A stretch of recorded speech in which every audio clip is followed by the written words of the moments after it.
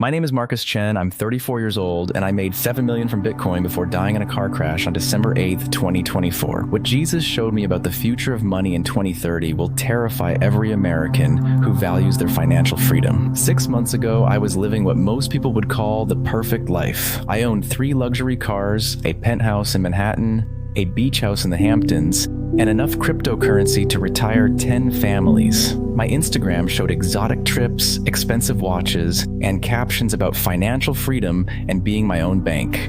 What it didn't show was the spiritual prison I'd built around myself with money I thought would set me free. I wasn't always obsessed with wealth. Growing up in San Francisco's Chinatown, my parents ran a small restaurant and taught me the value of hard work. My father, David Chen, immigrated from Taiwan with nothing but determination and a dream. My mother, Lisa, worked 16-hour days helping build their American dream. They sacrificed everything so I could go to Stanford and study computer science.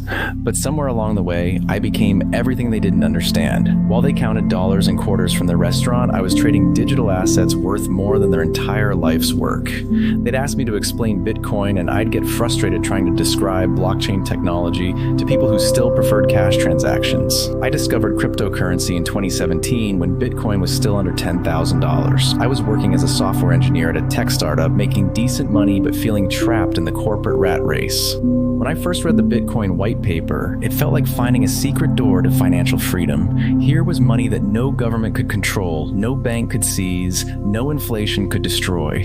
I started small, investing a few $1,000s, but as Bitcoin exploded to $20,000, then crashed, then slowly climbed back up, I became addicted to the volatility. I'd wake up at 3 a.m. to check Asian markets, spend lunch breaks analyzing charts, and fall asleep scrolling through crypto Twitter. Every conversation somehow turned to digital assets, decentralization, and the coming death of traditional banking. My girlfriend Sarah tried to understand my passion, but the constant price checking and technical analysis lectures drove her away.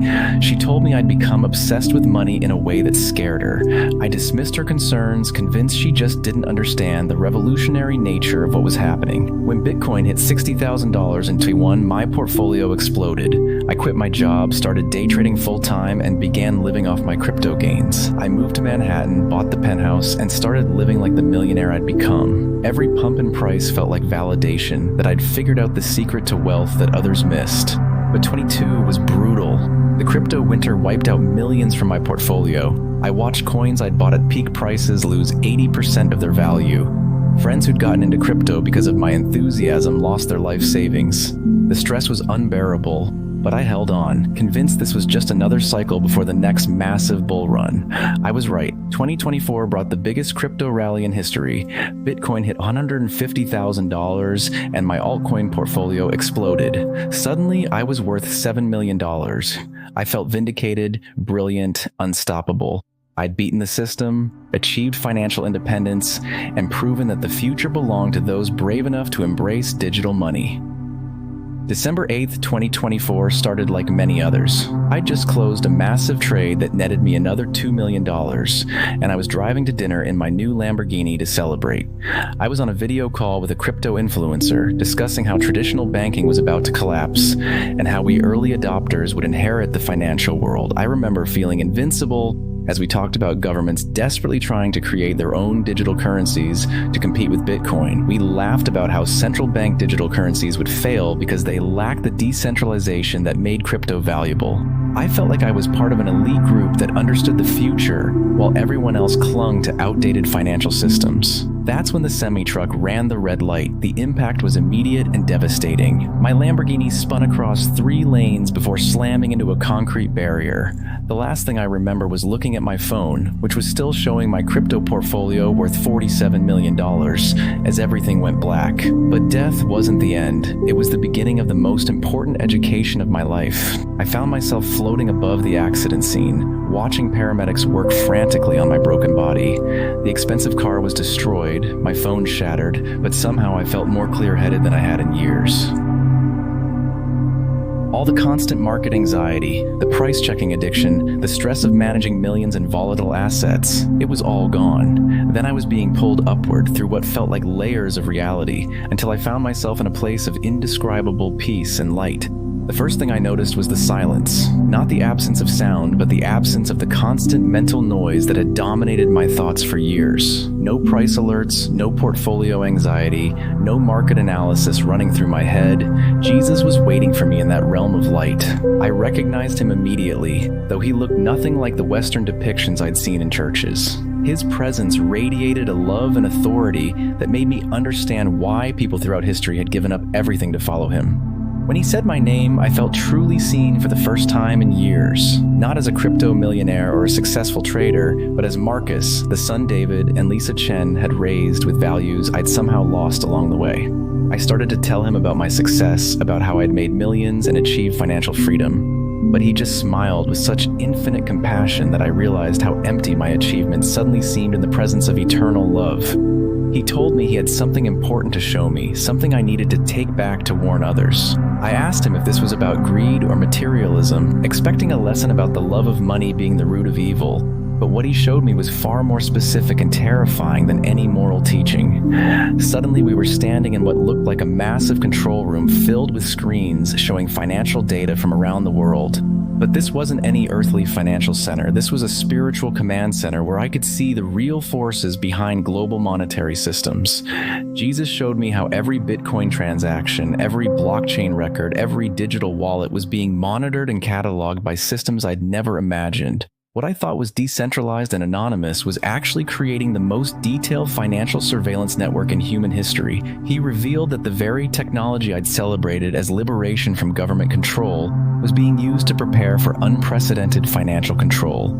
Every crypto transaction was teaching artificial intelligence systems how people spend, save, and value money. Every digital wallet was a training ground for the coming elimination of cash. Then, he showed me the timeline that made my blood run cold. By 2030, the United States would launch its central bank digital currency, not as an alternative to cash, but as a replacement. Every American would be required to use the digital dollar for all transactions. Cash would be eliminated completely under the guise of fighting crime, tax evasion, and terrorism.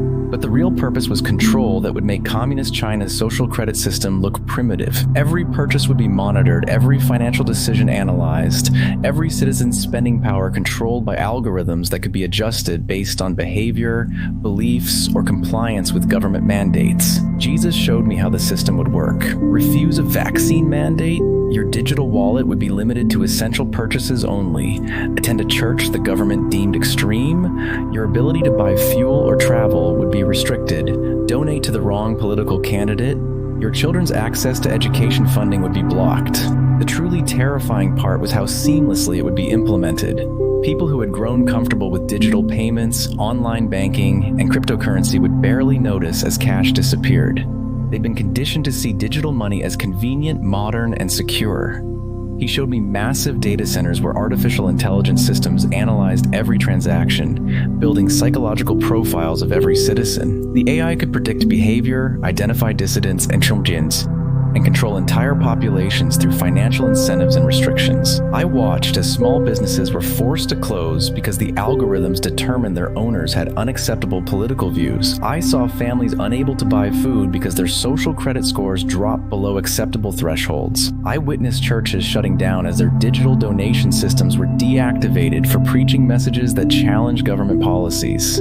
But the most horrifying vision was the enforcement mechanism. Jesus showed me how the digital currency system would be connected to biotechnology. By 2030, people would receive implantable chips that served as their digital wallets. The technology would be marketed as convenient, secure, and impossible to lose or steal. Citizens would be told the chips were optional, but gradually, everyone without the implant would be excluded from the economy. No digital wallet chip meant no ability to buy food, pay rent, or access any services. The few who refused would be forced to live as outcasts in a cashless society. Jesus revealed that this wasn't just about financial control, it was about spiritual warfare. The system was designed to make people dependent on government approval for their very survival. Faith in God would be replaced by faith in the system. Trust in divine provision would be substituted with trust in algorithmic distribution of resources. He showed me how the technology would monitor not just spending, but biometric data that revealed emotional and spiritual states. The system would know when people prayed, when they felt guilt or conviction, when they experienced the peace that comes from genuine faith. Those showing signs of spiritual awakening would be flagged for intervention. I asked Jesus how this could happen in America, a nation founded on freedom and individual rights. He explained that it would happen gradually, with each step seeming reasonable and beneficial. Economic crises would create demand for financial security. Cyber attacks would generate calls for more secure payment systems. Criminal activity would justify the elimination of anonymous cash transactions. The scariest part was how willingly people would embrace their own enslavement. After years of enjoying the convenience of digital payments and the excitement of cryptocurrency gains, the transition to full digital control would seem natural, even desirable. But then Jesus showed me something that filled me with hope despite the terrifying vision. He revealed that there would be communities of believers who would reject the system entirely.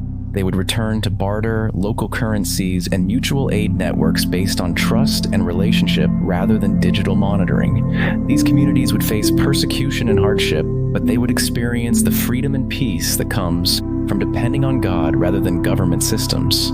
They would prove that human dignity and spiritual freedom are worth more than economic convenience. Jesus showed me underground networks of Christians helping each other survive outside the digital system. They grew their own food, built their own shelters, and created their own economies based on service and love rather than profit and control. They faced poverty and persecution, but their faces glowed with the joy and peace that comes from living in complete dependence on divine provision. He explained that the coming financial crisis wasn't punishment, but preparation. The collapse of traditional monetary systems would force people to choose between spiritual freedom and material security. Those who chose faith would discover resources and provision they never imagined possible. Jesus told me my death wasn't accidental. I had been called to return with this warning because my background in technology and cryptocurrency would give credibility to the message. People needed to understand that the digital financial revolution they were celebrating was leading directly to spiritual bondage. He gave me a specific mission to warn believers about what was coming and help them prepare spiritually, not just financially. The answer wasn't to hoard gold or stockpile cash, but to build relationships, develop skills, and most importantly, learn to trust God completely for provision. As the vision began to fade, Jesus reminded me that his followers had always faced persecution and hardship, but had never been abandoned. The coming trials would be severe, but they would also reveal the power and faithfulness of God in ways that would astound even committed believers. I felt myself being pulled back through the layers of reality, away from that place of perfect peace and understanding. I fought against returning, wanting to stay in the presence of unlimited love and truth. But Jesus assured me that he would be with me every step of the way as I shared this warning. I woke up in a hospital bed 3 days later. The doctor said I'd been clinically dead for 21 minutes and in a coma for 72 hours. They couldn't explain my recovery. The injuries should have caused permanent brain damage, but all my tests came back normal. The first thing I did was check my crypto portfolio. Somehow, during my near-death experience, the markets had crashed. Bitcoin had dropped to $89,000, and my altcoins had lost 40% of their value. But instead of feeling devastated, I felt relieved. The obsession with wealth that had consumed me for years was gone. I liquidated my entire cryptocurrency portfolio within a week, something that would have been unthinkable before my experience.